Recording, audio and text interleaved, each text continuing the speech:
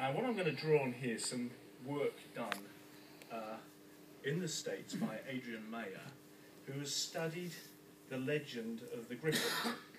Now, there are lots of griffins in Harry Potter. You've got Gryffindor, which means Golden Griffin. You've got Dumbledore's knocker. If you knocked on his door, that was a griffin as well. And as you know, Griffin has got the beak and wings of an eagle, 4 feet, and bird's claws. And it's always been thought, well, that's just a completely mythical, made-up beast.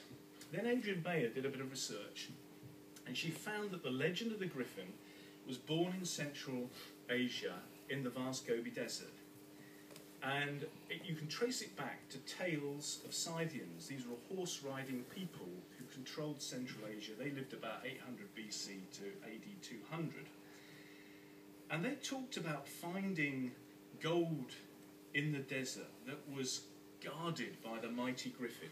And they talked about this fierce half-eagle, half-lion hybrid that guarded these gold treasures. Now you might think, what a load of old rubbish.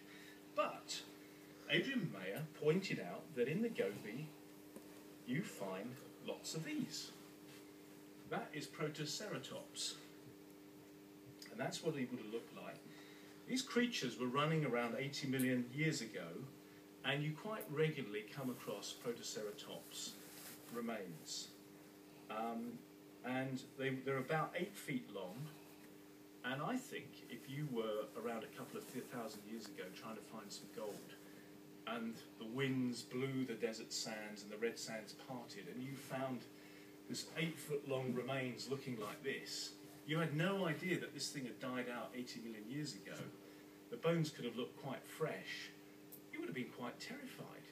And you can easily see how the legend of the griffin was born from people coming across Protoceratops remains and thinking, what is it? How can I make sense of it? So in a funny sort of way, the griffin, I think, was real.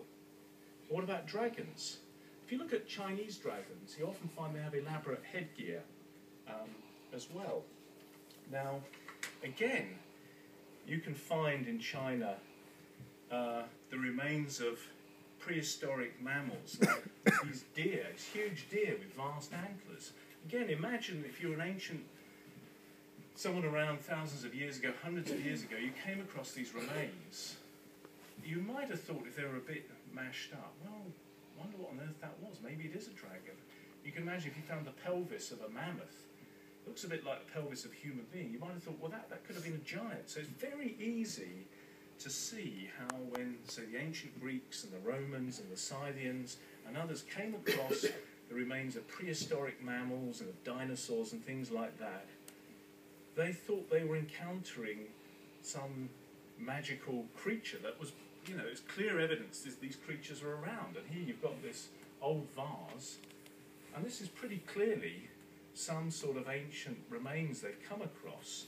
So I think she's come up with a really interesting insight into where these beasts came from. They're not really mythical, they're real, but they're ancient people trying to make sense of old remains. Now, okay, but what about, you may say, could Harry Potter be standing here in his invisibility cloak? Well, I don't think he is, okay. So you'd think invisibility, surely science can't possibly give us a scheme for invisibility.